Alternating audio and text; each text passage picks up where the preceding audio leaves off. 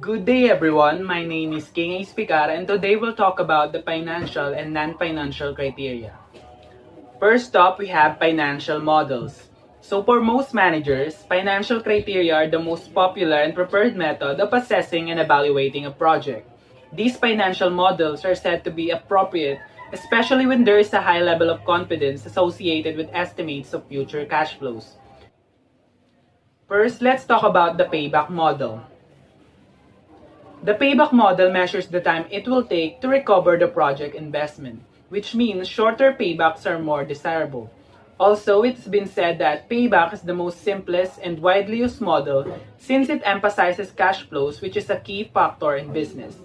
In fact, some managers use the payback model to eliminate unusual risky projects or those projects with lengthy payback periods. The major setback or limitation of this project is that it ignores the time value of money, it does not consider profitability, and only assumes cash inflows for the investment period and not beyond that time frame. The formula for getting the payback is payback period equals to the estimated project cost divided by the annual savings.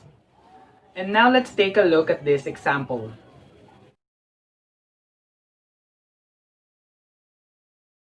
Exhibit 2.3 compares the payback for Project A and Project B. As you can see, the payback for Project A is 3.1 years while Project B is 3.6 years.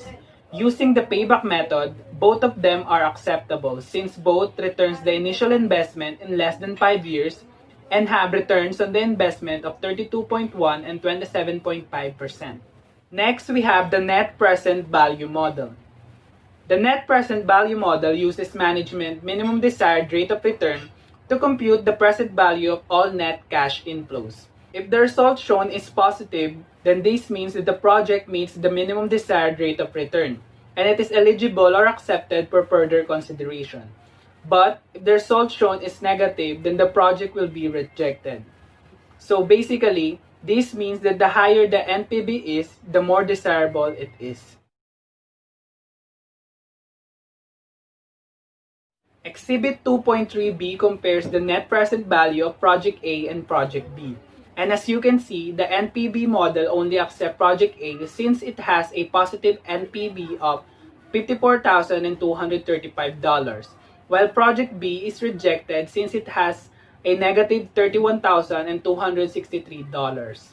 Now, if we take a look at the result of the NPV model and the payback model, then we can conclude that the NPV is more realistic since it considers the time value of money, cash flows, and profitability.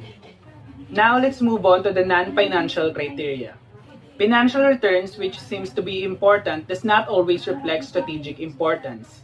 The 60s and the 70s saw firms focusing on diversifying too much. But now, firms think for a long-term survival by developing and maintaining their core competencies. Companies have to be disciplined enough by saying no for potential profitable projects that is outside of the realm of their core mission or objectives. So this requires other criteria to be considered.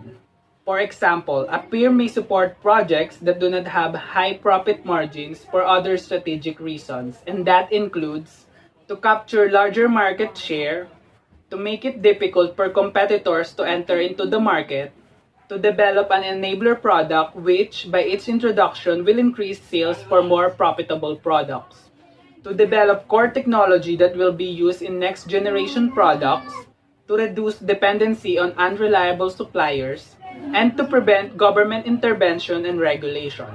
Organizations may also use less tangible criteria to restore their corporate image and enhance their brand recognitions.